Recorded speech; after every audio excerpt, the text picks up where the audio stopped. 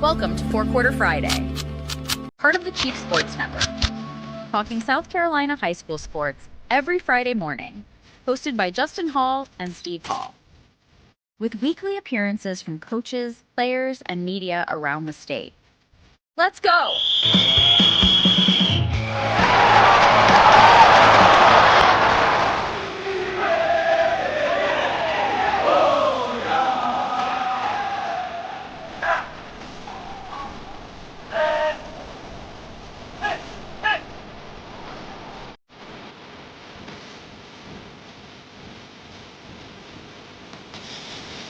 Now let's kick off the first quarter. Here's Justin and Steve.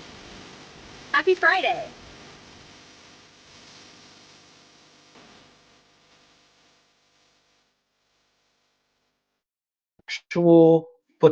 Actual real life football happening in the state of South Carolina. Welcome into Four Quarter Friday on the Chief Sports Network. Justin Hall, Steve Hall here with you. We had games moved from Friday to Thursday because of potential inclement weather, and then karma. Most of those games, I should say, were impacted by inclement weather. We'll recap those scores, but we're going to preview a lot of games for you today. We got Chesterfield head football coach Nick Dixon coming on a little bit later, along with Cole Bryson from the upstate. He is a part of the Byrnes radio broadcast. He'll be talking about Byrnes opening their new stadium, their renovated stadium, against the TL Hanna Yellow Jackets tonight in a big-time matchup, one of several upstate games that this guy has his eye on, and we'll have our eyes on tonight. Want to give you a few housekeeping notes.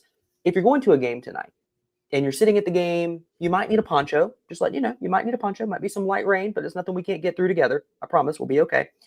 Download the Chief Sports app. On the app, we have a score ticker. We have a scoreboard for you, and you can follow every game. Listen, if you are wrapping up the White Knoll Camden game tonight, I got a whole half of football left to play, but you're wondering, man, I want to know what's going on up at Nation Ford tonight. Well, you can do that by going to the Chief Sports app, clicking, downloading, making sure you have that, and then following the scores there. If you download that app, you will also be able to watch and stream for free the Inside the Gamecocks morning show that starts at 10 a.m. this morning with Jamie Bradford, and then the show at noon with JC and Mad Dog. It is the new and improved scoreboard, by the way. There are a few very limited bugs possible, and it is a clean experience for you. So make sure you download that app for the scoreboard. Subscribe to the YouTube page as well. All right, Steve, I think I got all the housekeeping out of the way. We've got 122-ish games that we have to go through this morning. And you were at one of these last night. Just give us the quick vibe before we jump into the low country. What was it like to be back inside of a high school football stadium with actual meaningful football being played? Man, it was what life is supposed to be like, man. I mean, high school football at its purest form, kids hitting hard. They've been waiting to hit someone else for, 3 months now.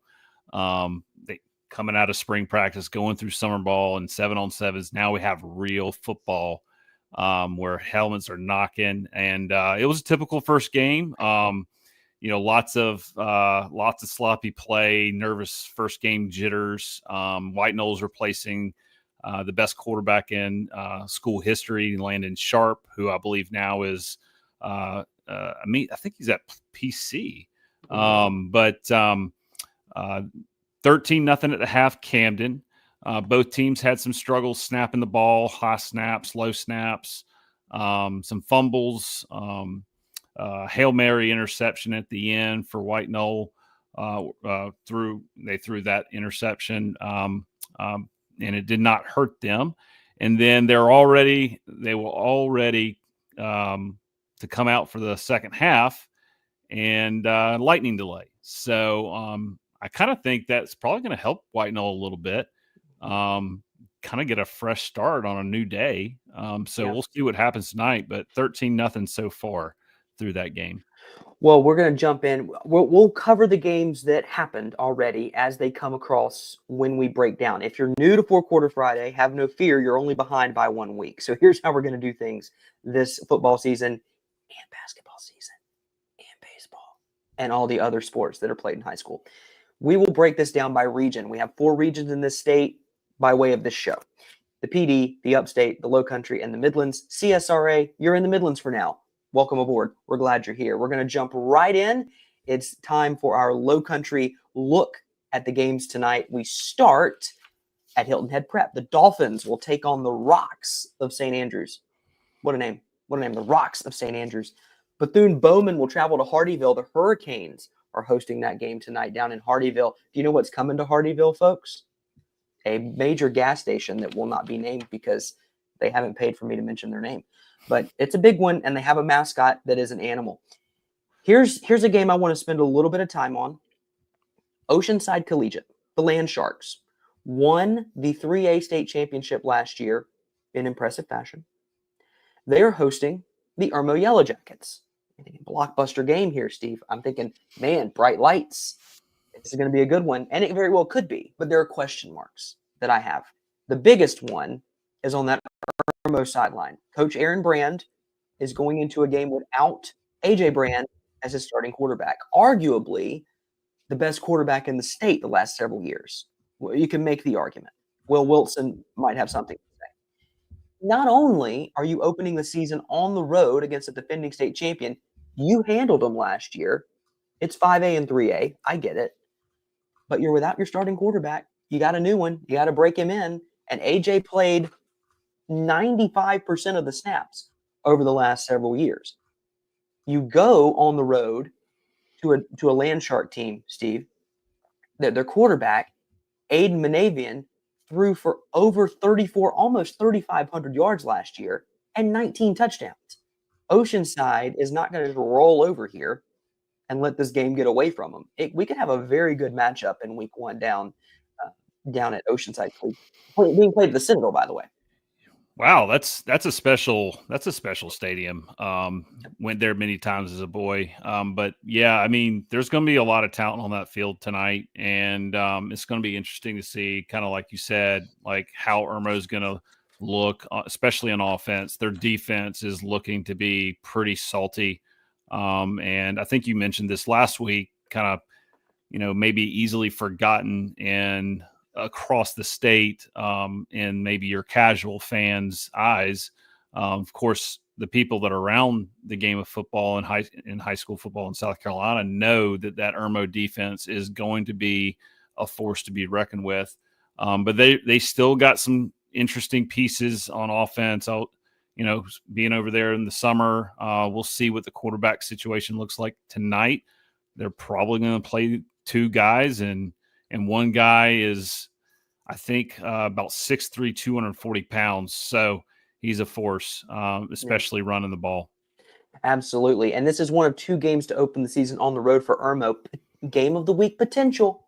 If we were taking this show on the road, I would have my eye on Byrnes next week, because Irmo is going to Byrnes in week 2. Technically, it's week 1 according to their calendar, but I refuse to acknowledge that ridiculousness. Week 2 of the season, Irmo goes to Byrnes. Keep an eye out.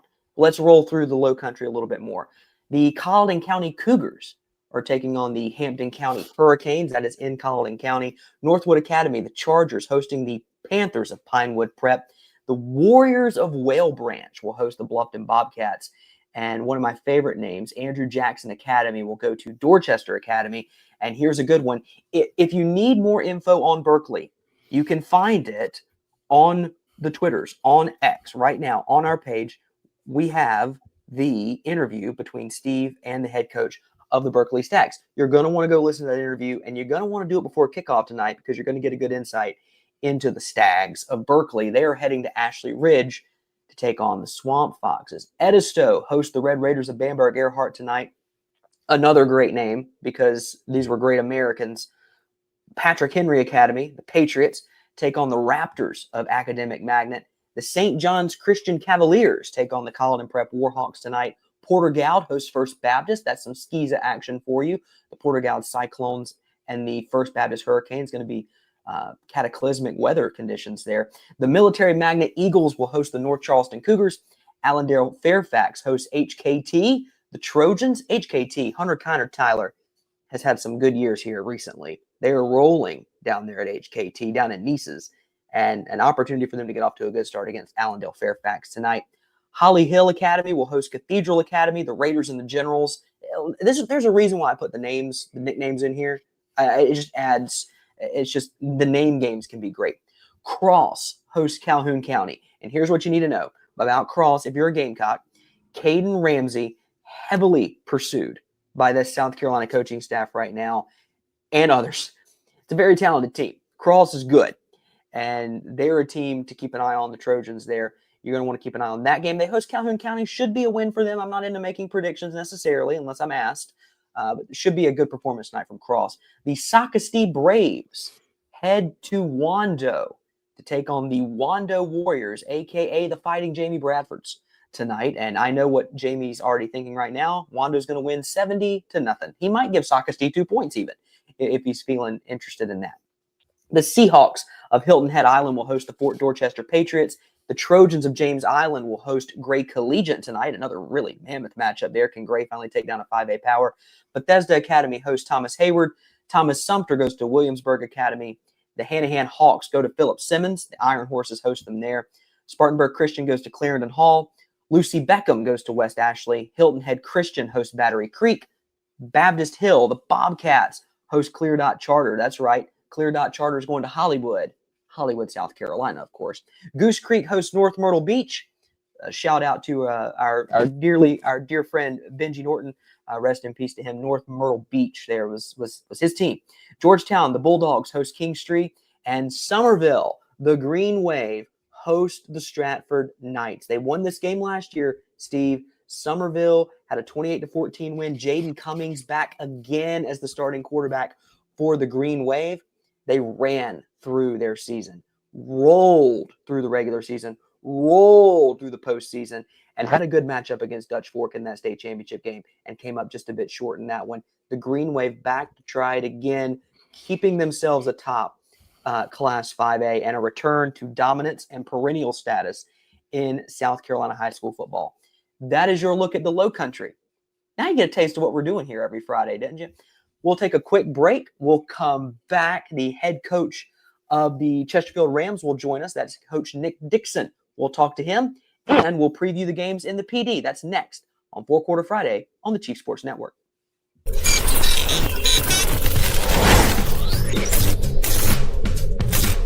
Palm Casual Outdoor Patio Furniture proudly supports high school athletics across South Carolina.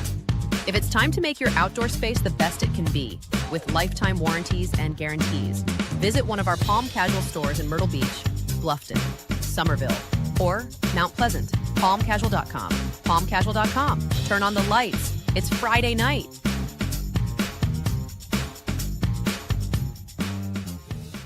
At Moultrie Insurance, our agents are working for you. Our commercial lines of coverage are well-sourced and intimately chosen. We offer commercial lines of coverage such as business owners, umbrella, property, auto, or general liability coverage, and evaluate every option to find what fits you best. Like a good offensive coordinator, we will draw up the plays, but only run with what you feel comfortable. Get in touch with our quarterback, Perry Orth, or our head coach, Frank, by visiting MoultrieINS.com. MoultrieINS.com.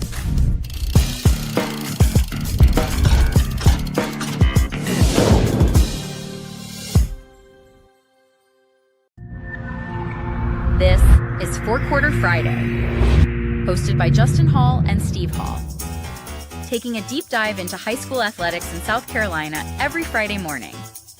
Part of the Chief Sports Network.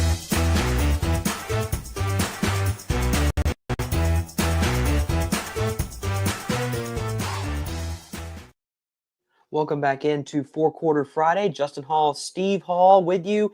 It is week 1. We do not call this week 0 because there are actual teams playing and this week exists. It is week 1 in our books. Week 2 of the program, though. Head coach Nick Dixon of the Chesterfield Rams joins us. First of all, clean logo. I love the Chesterfield logo. Always have. It's throwback for me. So I know you had a big hand in that, Coach. Welcome aboard. We're glad you're with us. Talk to us. What are you guys looking forward to most as you get this season started? Just, growing the program, building the culture, getting the community back in it. I played here. And one thing on Friday nights, we shut the city down. That's what we used to say. You could go anywhere in the city. If you wanted to rob the bank, that was the night to do it on Friday because everybody was there. Police were there. So that's what we're trying to get back to, and just building young men to be better citizens of the world through football. So that's not just this season, but just as a lifelong lesson is getting these kids prepared for the real world. But this season, man, we're just trying to get it back to rock and rolling and on Friday nights here in the field at the battlegrounds. So that's what we expect from this season. Coach Dixon, man, thank you for coming on the show. We're excited to follow the Rams this season. First of all, I got to get a hat. I've seen some of these hats y'all got, man. Those things are clean. Oh, yes, yeah. sir. Yes, sir. I got they on back order, man. As soon as I could get them in, they sell out like that, man. And I was doing some holes with people on them. I'm like, man, here you go. And I gave one to one of our players. I'm like, he was hurt. You don't get to play right now. And I said, man, he was helping. He was getting heights and weights. I'm like, man, you working hard today, man. Here go a hat. Yeah, you got to earn that hat, right? Yeah. I'm thinking about doing a white color next time, white or black. So nice. I'll make sure pick y'all up. Awesome. Hey, Coach. So this year it's your first year leading the program. First year as head ball coach. You're from Chesterfield. You played under Steve Tannehill while he was the coach. When did you graduate? Tell us a little bit of what you learned as a player playing under Coach Tannehill, a legendary player at South Carolina and also coach. Tell us a little bit about that and how that kind of molded you into the coach you are today. I graduated in 2007, so it would have been the 2006 season. He came my junior year. Started for him my junior year. We went 3-8. A lot of the games that we lost was within 1 or 2 points of winning. We just didn't know how to win at that moment. Everything was new, but we knew we had a chance. And that going to my senior, I had some guys to come out that helped us big time. But I mean, we always had the talent. It was just putting it all together. One thing about Coach Tannehill, he was a disciplinarian, and a lot of people when they asked me about him, how it was playing for him, like, man, he was a disciplinarian. He made sure we was doing the right things in the hallways, doing the right things in the community. We gonna have curfew, and then everybody's like, "Oh man, it's Tannehill." I'm like, nah. When it comes to coaching the football, he made sure you dotted your I's and crossed your T's. And some of the things I learned just offensively, man, reading defenses and understanding how defenses work, how offenses work, different concepts work against different coverages. Learning that, but you learning from a guy that played in the SEC, had some time in the NFL. So there's some things that you'll learn that a typical coach can't teach you. And actually, as a quarterback and play quarterback, as a quarterback, he could teach you them ins and outs, what to see. And I think that was the easy transition from college, just understanding what was going on and being in that kind of system. It made me transition over. The transition was a whole lot easier. And through him, I mean, just his name got me in some places where I probably wouldn't have been in it if I didn't play for him too. So in the coaching network, people know that, you play for Tannehill, what's the secrets? I'm like, it's football. This is about how you run it, when you call it, so you got to be lucky sometimes. That's true. With the ball, that especially to win a state championship, there's going to be, some good breaks that you'll need. You make that run for a state championship. One, you got to get lucky, and two, like I tell my guys, you got to be the best team in the stadium that night. That's who I mean. It's all about that night. It ain't what you did before that night. So you got to get lucky and be the best team in the stadium. And the good luck doesn't often come to the teams that aren't the best teams in the stadium on Friday night. Well, Coach, last year y'all went 6-5, had a really good season, but y'all are looking to improve, I'm sure, where y'all finish in the region. Last year, the region, Sherrall was the region champ. But this year, you got Johnsonville, week 0. Last year, y'all beat them on their home field. Tell us a little bit about how y'all are prepping for this week. What are y'all seeing? Obviously, without giving away your game plan, what are you looking from what are you looking for your team to do tonight? We talked about this last week, just kind of building off the Lamar Jamboree scrimmage. 7-0 game. We had our chances to win it at the end. Came down to the last 2 seconds. We inside the 5 and called a play for a kid. And he sat down in the coverage, which we wanted to go to a spot. He seen the soft spot in the coverage, and ball went through his hands. Other than that, what we're trying to do is build off that. Last week we had a bunch of pre and post snap penalties that we shouldn't have had, and kind of put us behind the 8 ball on offense. And with our defense making stops inside the 20, our backs to the end zone, and them penalties kind of hurt us when you have the distance from the goal. But just trying to clean up them pre and post snap penalties, being able to run the ball. Our defense played good. They went 3 straight series without giving up a score against Lamar, and that's pretty good. But if our defense get better than what they did last week, it's going to be a good game. The only way to do that is not give up a score. But if we clean up them penalties and be able to run the ball and stop the run, we have a good night. Johnsonville's a good team. Coach Cribb is a great coach. So they'll be fired up. They'll be ready. And I told our kids, we beat them on their home field last year. They're going to come seeking revenge. So are we going to protect the battlegrounds, or are we going to let them come in and beat us? And that's not going to be the case. Coach, one final question for you, for me. It's obviously first game of the season. What are the emotions like as a coach and the coaching staff? Obviously, the kids are nervous. They're butterflies, I'm sure. Even if you played all 4 years and you're a senior. But what is this feeling like on game day morning? It's 9:22 Eastern Standard Time. We're sitting here. It's kind of rainy today. Yeah. We're going to have more of that throughout the day. What's the feeling like in the office? Well, we had this morning we had high five Friday at the elementary school. So we went to the elementary school, gave them high fives, told them good day. Kind of out of my routine. I'm usually checking doors in the morning. That's one of my duties, but it's different. It was hard to sleep last night. Easy to wake up this morning. It's a good feeling. You're just ready for 7:30.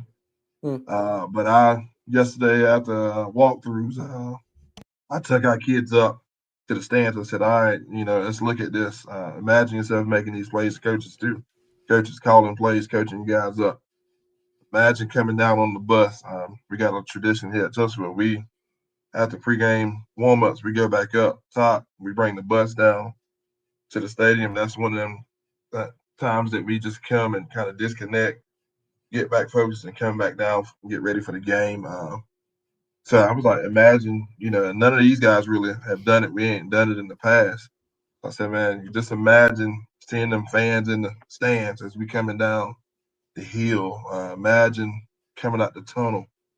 Imagine you making plays, just trying to get them focused in that headspace. But me as a coach, I'm not nervous. I'm more excited about it. I'm just ready for it to start.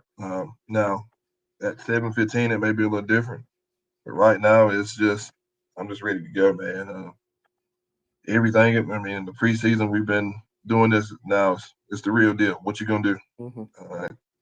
We did all this talking. Now it's time to put it to action. So. Coach, I love your mantra that you've kind of brought to the program this year. I was able to catch a snippet earlier in the week. TPW, tough people win. Yes, sir. Continue doing the great things you're doing with those kids, and we can't wait to follow you in the Rams this season. Good luck tonight. Y'all stay healthy, and let's go get a win for you. Thank you for having me, man. And any of our fans out there watching, let's get there. To get here early, get loud, and pack the stands. Go Rams. Go Rams. Coach Dixon with the Chesterfield Rams. Coach, we appreciate it. Thanks, bud.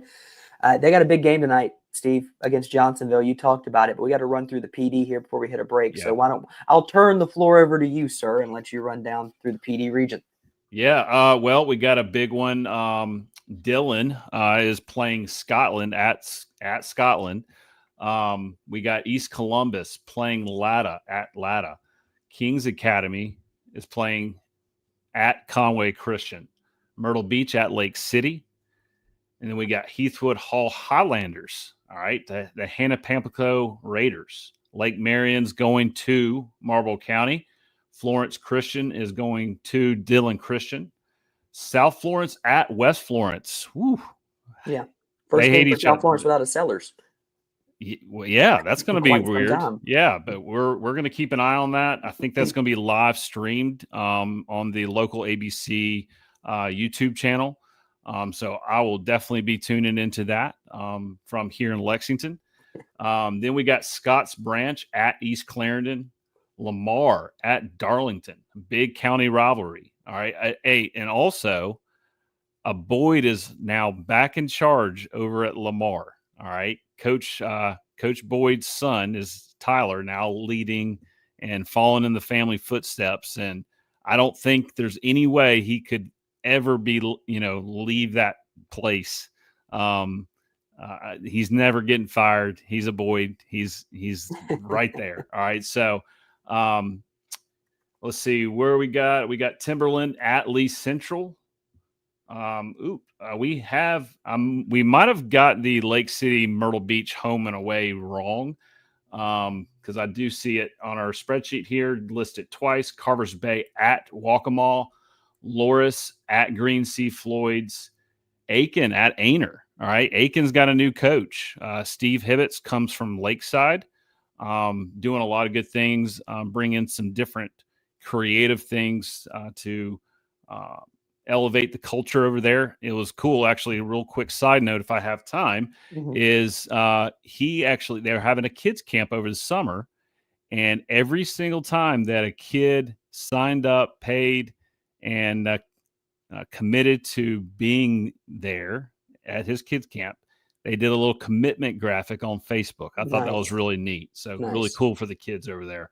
Loris at Green Sea Floyd's, or I actually covered that already, but PD Academy at Trinity College. John Paul at Lawrence Manning Academy. Mountain View Prep won last night, 34-0. They actually were hosted by Gray Collegiate in the Columbia area, a little central location, which is a pretty good idea. Mullins at Hemingway. Wilson at Conway. All right, that's another big one. We talked about Wilson a little bit last night, and so it'd be big for Conway too to get a win there over Wilson. That would be a solid win for Conway.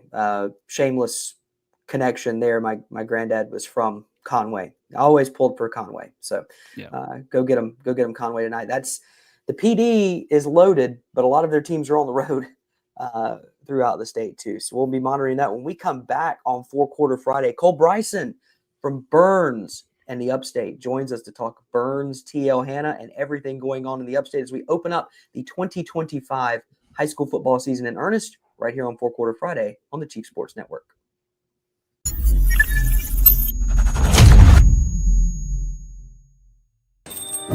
Morning, Carl.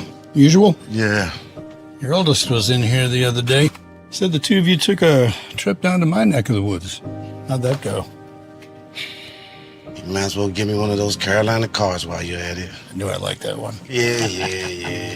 There you go, my friend. Thanks. Hey, Carl. Congratulations. See you tomorrow, Freddie. You bet. Welcome to Dry Space Crawl Space Solutions. Basement crawl space encapsulation designed for your specific needs. Your crawl space can be susceptible to all sorts of issues, including moisture buildup, mold growth, and structural damage if not cared for properly. Let our trained experts provide basement crawl space encapsulation solutions to protect your home, improve air quality, and enhance energy efficiency. Schedule your consultation today for a safer, healthier space at dryspacecs.com. Do your wood floors need a touch-up? Visit recoatrevolution.com in South Carolina today.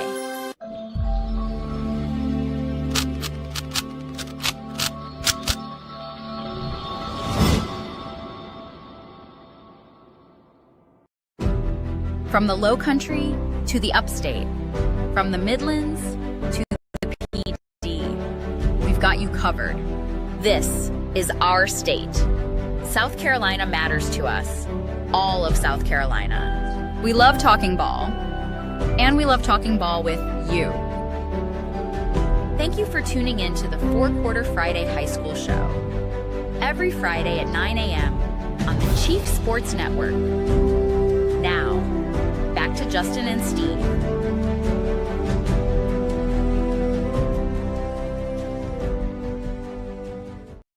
Back into Friday. We're glad you're with us on this week 1. It is week 1. It is not week 0. I know we have to call it that. It's week 1. We're joined by Cole Bryson. He is the voice, the play-by-play voice of Byrnes Rebels football, also a host on The Fan in the Upstate, and the Saturday Morning Scramble, covering all the previous night's action across the Upstate and across the state as well. Cole, glad to meet you virtually in person. We've chatted on Twitter a few times, but glad you're with us to talk about Byrnes opening up a new stadium. Absolutely, guys. Good to be with you. And yeah, I'm with you on the whole week 0 thing. It's kind of become normal. I don't like it either, but you do this long enough, and it's week 0. It's sad that we become accustomed to it, but I guess it is what it is, right? Yeah, you just kind of have to. I guess if there are hills to die on, I don't know if this Yeah. is one of them. But I don't know. I'm treading water here. I'm about to start dying on this hill. But if we're talking week 1, when the schedule started popping up, you looked at this matchup, you thought, my gracious, Byrnes and T.L. Hanna, week 1, game number 1 of the season. Byrnes is opening up that renovated stadium. You guys didn't play a home game last year. What's the vibe up there as you guys get ready to break ground on this renovation and a new look up there at Byrnes? Well, as you can imagine, there's a lot of excitement. And look, I was there last night pretty late, and just going through all of the run throughs, seeing the intro, the new stadium, the new lights, the new I mean, to your point, it's completely brand new, $30 million project over in Duncan. So it's fantastic. The community, of Duncan, Lyman, Welford, Startex area, they're excited for tonight's game. They're excited for every Byrnes game, but it's special to them because they've seen the old Nixon Field now get demolished and this new Nixon Field become constructed. It's spectacular. However, what I've kept saying is, and I put this in my article I wrote this morning, that stuff at 7:30 is meaningless. You still got to go out there and play T.L. Hanna, and man, Jason Tone has just done an incredible job. I don't think there are a few coaches in the state that do a good job at what they do as good as Jason Tone in my mind. I mean, he's spectacular. This team's always disciplined. It's tough stopping the wing tee. It's tough preparing for the wing tee. You can run scout team for 4 months, but you just can't simulate that kind of speed. So there's a lot of excitement, but at the end of the day, it's still X's and O's, and stopping a wing tee offense is a little easier said than done. There's no question about that. I mean, it's just, I watched May River run something similar to that last night against my Airport Eagles, and I wanted to pull my hair out, and I'm not even on the sidelines. That's difficult to prepare for when you probably won't see it again the rest of the year. Yeah, no doubt. Hey, Cole, thanks for joining us. It's good to meet you, man. Tell us a little bit about what you're looking for this season out of the Byrnes Rebels. Highlight some of the players that are going to play a key part in the offense and the defense, and also the special teams. Let's hear about those guys too.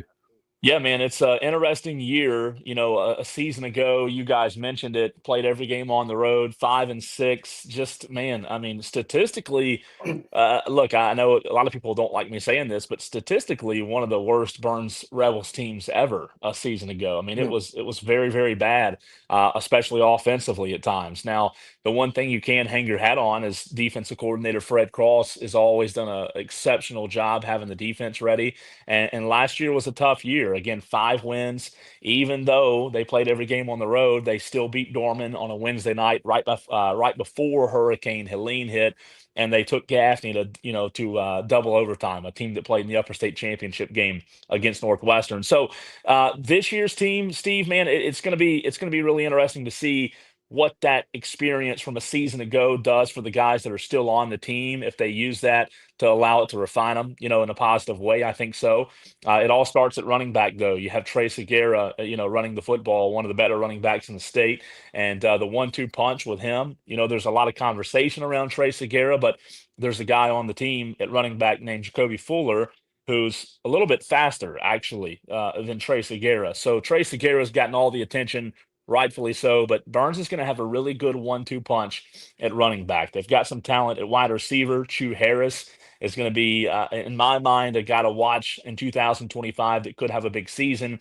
Jackson Buckley is a senior at receiver as well, will be a big part of the offense. He's been a receiver now for 3 years on varsity. And then their defense, led by Fred Cross. Like I said, I'm high on Fred Cross every year. I think he's one of the better defensive coordinators in the state. He's been around for a long time, and his defense is going to be pretty good this year. I don't know that they have great depth defensively in 2025 in terms of rotation. So, like a lot of teams, they're banking on not having injuries, right? But their defensive line, Burns' defensive line is going to be really good. I think their linebacking core's got some solid key guys there. And then special teams, we'll see. I miss the days where you could go and find a kicker off the soccer team that could nail a 45-yard field goal, but I guess those Right. days are long gone. But we'll see. I think special teams is still a work in progress for this year's Burns team. But offensively, man, you've got to just be able to run the football. And when you've got Trey Segura back there, who literally has offers from just about everybody, you should be able to run the football. So I think this identity of this Burns team will be controlling possessions, controlling the line of scrimmage, and running the football, and then allowing the defense to play hopefully with a lead. As we'll find out tonight if they can do that. And not only tonight with T.L. Hanna, I mentioned this off the top of the program when we talked Irmo and Oceanside. You guys get Irmo next week at Yeah, home. I mean, that is yeah. the 2 week stretch for them isn't easy with Oceanside and then Mm. Burns. Not easy for you guys with T.L. Hanna and then Irmo. But let's talk a little bit more about the upstate at large, because that's what we do here on Four Quarter Friday. We're breaking it down by regions, and we'll talk different games. Hopefully, we don't just lose Cole. Hopefully, you can see it. There we go. Let's look at the upstate as a whole. Obviously, you mentioned Dorman. Uh, I just feel like covering high school football for as many years as I have, last year just felt like a down year for both Dorman and Burns, an uncharacteristically down year for both teams, and we just lost Cole. Hopefully we'll get him back. But it was an uncharacteristically down year, Steve, for both Dorman and Burns. Then you have teams starting to crop back up, like a Spartanburg, like a T.L. Hanna, and a few others. We got Cole back. Glad he's Sorry, back with us. guys. I don't No, know. you're I good. lost connection for a minute. You're good. You're good. That happens. It's the wonderful world of technology. I was just saying, Dorman and Burns being down at the same time, seemingly, is rare. And you have teams trying to reestablish themselves, like a T.O. Hanna. Greenville was down last year. Riverside played really well. We're crossing different classifications now. Clinton obviously had a stellar year. As a whole, you look at the upstate, the landscape of high school football in that region. What stands out to you heading into 2025? It's interesting when you look at the upstate in 2025. This is my 13th season broadcasting high school football, and I'll tell you the biggest difference from 13 years ago to today is there's so much more parity in the upstate. There's a lot of parity, especially with Greenville County. No offense to Greenville County, but 13 years ago when I started, Greenville County they were the homecoming games, right?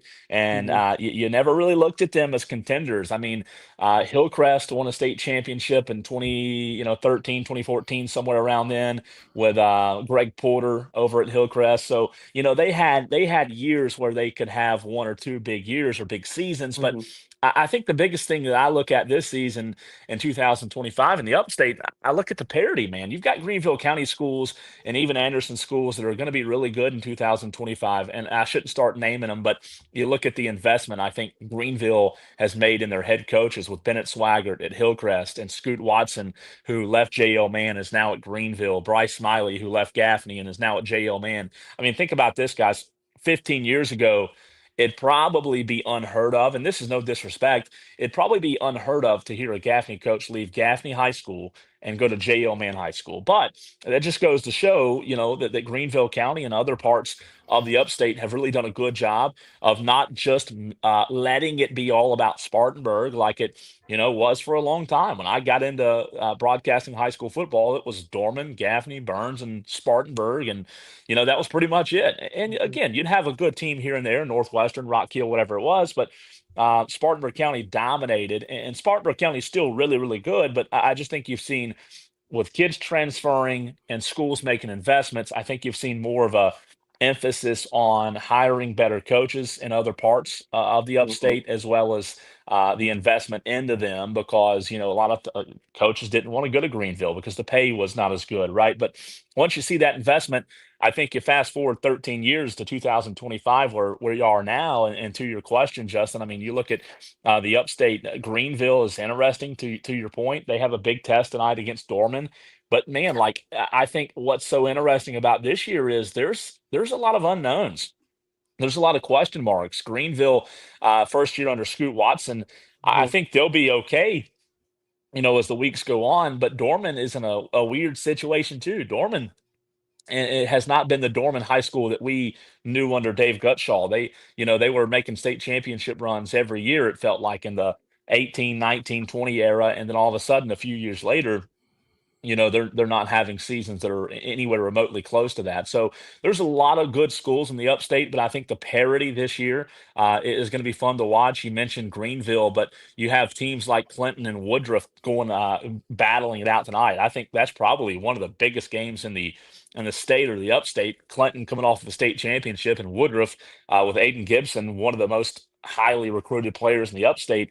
I just love the parody. I know a lot of traditional fans might not like it, but I think it's good for high school football.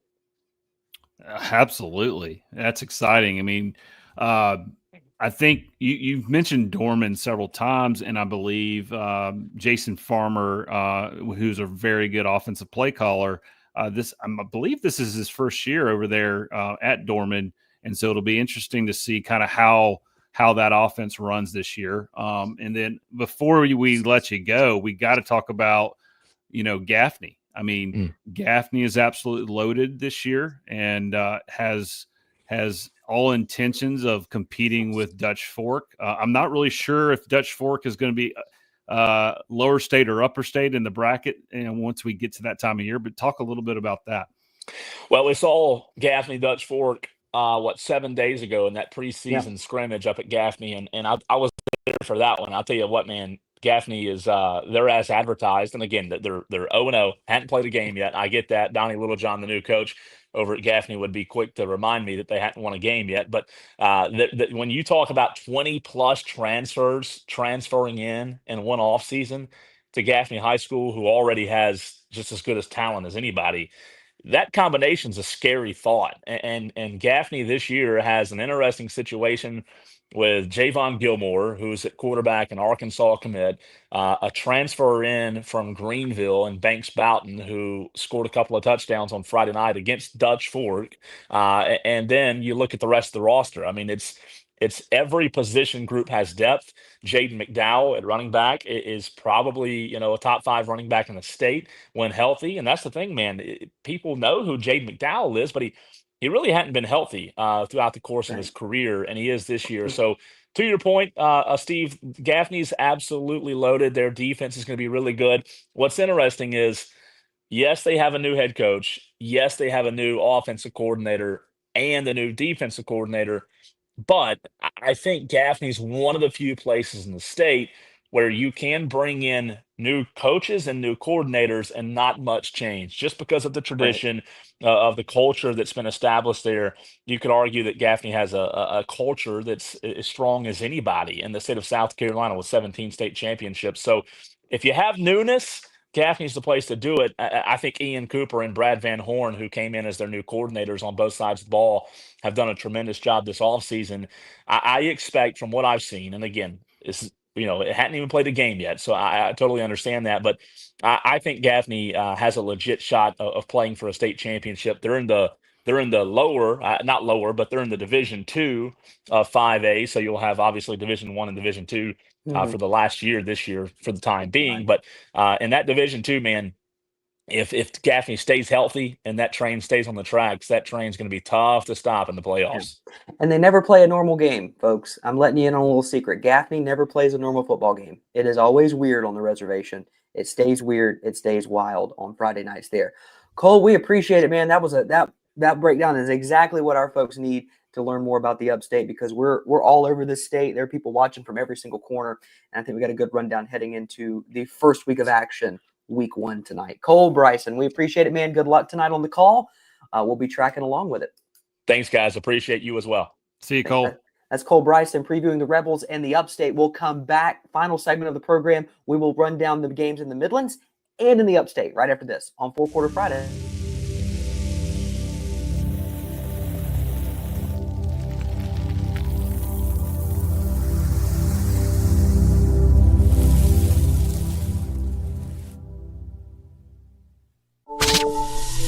It's football season. The Barn Dominium Company wants to help you build your dream home with your dream space to watch the games and entertain your friends and family. Make your dream a reality. Visit thebarndominiumco.com. That's thebarndominiumco.com for floor plans, photo galleries, locations, and to learn more about us.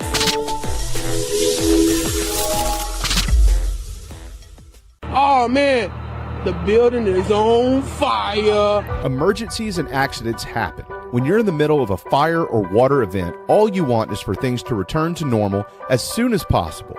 Resto Pros of the Midlands is with you, guiding you through the process and working with you to get your home or office back in working order. They'll answer your questions, discuss procedures, and can act as your advocate when it comes to processing your insurance claim. RestoProsMidlandsSC.com. Open 24/7 when you need them. Quality that is guaranteed.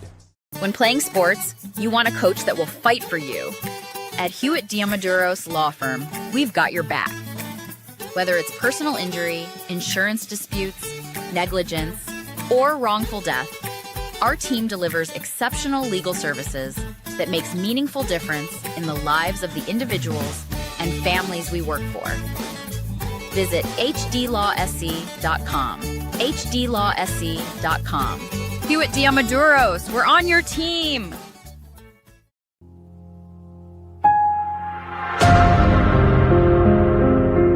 Check the statewide high school scoreboard every Friday night on the Chief Sports app.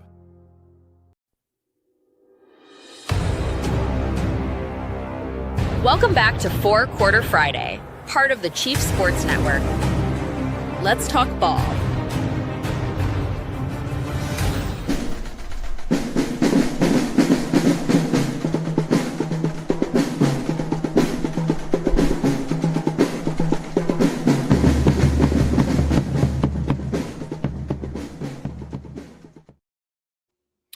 Welcome back to 4 Quarter Friday on the Chief Sports Network. We're going to enter the fourth quarter, and we're going to run through this speed-wise as far as covering the rest of the upstate, and also going to hit the Midlands. Also, by the way, kind of what we already talked about, Justin, before we get to the games, this 5A, Division I, Division II, it is hard to keep track, and so I definitely messed up the fact that Dutch Fork and Gaffney could potentially, be competing for the same trophy, but can't wait for the realignment. Let's just put it that way. But go ahead and because it's dumb. Well,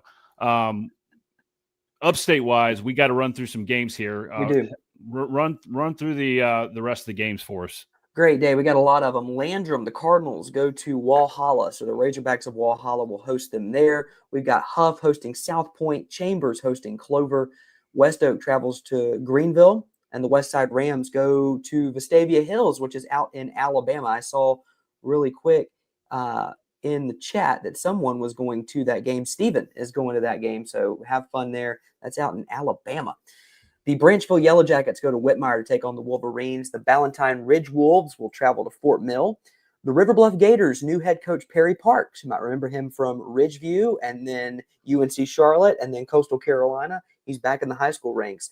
They head up to Rock Hill to take on the Bearcats. The Mavericks of Malden travel to Riverside to take on the Warriors there. Riverside got off to a really good start last year and kind of faded down the stretch. We'll see if they can regain that. Indian Land travels to York. The Abbeville Panthers. April 15th, the sun rising in the east and setting in the west, and Abbeville being really good at high school football. They go take on the Southside Christian Sabres. Midland Valley travels up to JL. Man, that's a big test for the Mustangs of Midland Valley tonight. Southside goes to Eastside. The Golden Hurricanes of Wren will take on the Palmetto Mustangs. The Clinton Red Devils, coming off of a state championship, travel to Woodruff. Cole mentioned in that last segment. Cole Bryson mentioned that might be the game of the night up in the upstate there. The Cyclones of Chester go to Lancaster to take on the Bruins. The Chapman Panthers host the Daniel Lions. Chapman's got to get back on the track. They had a rough year last year. And as we like to say, sometimes Debo Samuel ain't walking through that door. So you got to figure out what they got there. Easily, the Green Wave hosting the Pickens Blue Flame tonight. The Broome Centurions host BHP, Belton Honeypath, traveling to Broome. Blythewood travels from the Midlands to go take on Nation Ford. And the Falcons are under a new head coach. That head coach is Jake Bentley. Arguably, in my opinion, one of the more underrated quarterbacks in South Carolina history, but that's not for today. Great Falls hosts North Central tonight. The Red Raiders of Greenville host the Dorman Cavaliers. The Ware Shoals Hornets host Blacksburg. Wade Hampton, the Generals, hosting the Devil Dogs of Travelers Rest, the Fighting Ryan McGee's. Powdersville Patriots hosting Seneca. The Gaffney Indians, as previously mentioned, hosting the Independence Patriots. That's an out-of-state opponent. Here's another great matchup that we're not talking about. Spartanburg hosting state champion Northwestern tonight. Should be a great matchup. We talked Byrnes opening their new stadium against T.L. Hanna, another game of the week contender there. We talked about Chesterfield hosting Johnsonville earlier with Coach Dixon. The McBee Panthers, the Fighting Rick Henrys, will host Sherall tonight. Union County, the Yellow Jackets host the Newberry Bulldogs. Lawrence Academy hosts Newberry Academy. The Hillcrest Rams, they will host Lawrence, the Raiders, tonight up at Hillcrest. The Liberty Red Devils host the Fountain Inn Fury. The Central Eagles host the Louisville Lions. Christchurch Episcopal will host Hammond. The Skyhawks will travel up there for that ball game. The Eagles of Chesney host the Pendleton Bulldogs. The Greer Yellow Jackets host Boiling Springs. And the Lancaster Christian Knights host Tri-Cities Christian. That is your upstate look tonight, and there are plenty of games up in that region. Side note before we get into the Midlands games, one of the most unique logos in the whole state, in my opinion, is the Wren Hurricanes. They're in the upstate. Yes. You would think that'd be like a Myrtle Beach, Charleston, Low Country, but no. But I'll love that palmetto tree blowing in the wind. That's a really cool logo. So good. Getting into the Midlands, Hannah Pamplico travels to Heathwood Hall. May River and Airport clashed last night in Casey. And May River took that game 37-8. Got interrupted by some lightning, but got the game in. That's the most important part. Community Christian travels to Orangeburg Christian. Wagner Sally at Batesburg Leesville. Batesburg is looking to repeat a really strong year on the gridiron, but also as a whole athletic department, they were just incredible under some brand new facilities, a lot of investment made over there. Baseball won the state championship. Fairfield is playing at Ridgeview. Crescent at Saluda. Cary Christian at Richard Wynn. Gilbert is hosting Lexington. They're in the middle of that game. At the end of the third quarter, Lexington leads 16-7. Thompson at North Augusta. Two very talented teams. They're going to be Georgia versus South Carolina right there. Sumter at Lakewood. Westwood at AC Flora. Played last night, was delayed about 30 minutes. AC Flora took that game 30-19. Eau Claire is, you might have to help me out with this one, Justin. It's an out-of-state school. Okay. We got South Aiken at Silver Bluff. That's a rivalry game right there. A rivalry game. Two good, great coaching staffs. Very good friends. Also, Coach Matt Hayes was on the staff with Coach Chris Hamilton for many years. Richland Northeast at Spring Valley. A very old rivalry right there. My pops went to Spring Valley, and his siblings went to Richland Northeast. Spring Valley's looking to win a game for the first time since a long time. It's been, I think, it's been about 3 years. 2 or 3 years. Yeah. Spring Valley has not won a football game. Yeah. Got to get it done this year. Got to win one. That losing streak's got to stop. New head coach, I believe Coach Washington is his name, former alum. Greenwood Christian at Calhoun Falls Charter. Anderson Cavaliers at OW. Lower Richland traveling to Lugoff-Elgin. New head coach Jarvis Littlejohn is leading the Lugoff-Elgin team. 96 at Emerald. Manning at Crestwood is going to be an interesting game. Manning lost last year 17-14, rebounded, going 6-0 in region and making it all the way to lower state. Camden at White Knoll is in progress. They are at the half, 13-0 Camden. St. Joe's is at Cardinal Newman.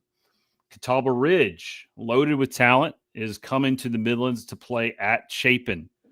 Beautiful stadium over there in Lex Ridge 5. Wilson Hall is at Orangeburg Prep. Columbia at C.A. Johnson. Northside Christian Academy is hosting Calhoun Academy.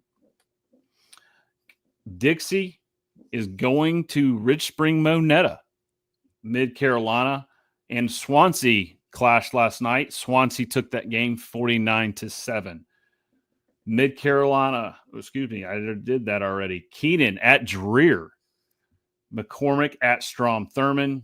A great place to watch a high school football game right there in, the name of the town. It's not, anyways, moving on. Williston Elko at Pillion. And then Wardlaw Academy is going to King Academy. And so that is your rundown. And we got one more, actually. Providence Athletic Club, a newer school, but they're a homeschool team going to play at Holy Spirit Prep. Yeah. And Craig in the chat, thank you, sir. Edgefield. Thank you. Wonderful area. Thank you. By the way, I want to go back to that Wagner Sally. We got a little bit of time here because this is the things that I like talking about. Wagner Sally at Batesburg-Leesville. Not only should that be a great football game, there are some really good eateries in both towns. They're just really good. And I think we all know the one in Batesburg-Leesville. I think we all know that one. I frequented there on Monday, actually. And you can say it. Shealy's deserves. It's Shealy's Barbecue. Yeah. It's Shealy's Barbecue. It's arguably the best barbecue in the state. Definitely the best barbecue buffet in the Midlands. I don't think there's any question. And I know that's going to create some really, really big rancor in the chat. And that's okay because that's what we're here for. Wagner Sally, I'll tell you this. The town of Wagner has a very delicious bakery. Very delicious. Right when you go into town. You'll miss it because it's not a big town. It's right there as you enter the town limit. Very, very good bakery. I can't remember the name of it. I just know they got some very good cakes. And well, you remember eclairs. What you ate, though, right? Chocolate eclair, yes. Okay, there you go. Yes, and not just one of them, multiple, because they're really good. See, this is what we love. This is what we love. Last week was great. Last week was great to kind of prime the pump, get us ready for what's going on. There's actual football being played, and some games are actively in progress at 9:58 a.m. They're just suspended. Camden and White Knoll's at halftime right now, folks. If that doesn't get you fired up, I don't know what does. Other than maybe having them play the game uninterrupted on a Friday night. But that's neither here nor there. I have friends with in a lot of athletic departments. They're great people. Yep. They do great work. Well, it's a tough call. Anytime you do it as an athletic director or as a district athletic director, I mean, the gates are super important for their funding throughout the whole year, not just for football, but for the entire athletic department. But, man, no huddle offense. Talk about running through some games really quick. We're ready. We're going to see some fast-paced football somewhere out there. We got, run the ball, huddle up, but, a lot of spread teams. And we talked about wing T today. Some wing T, yeah.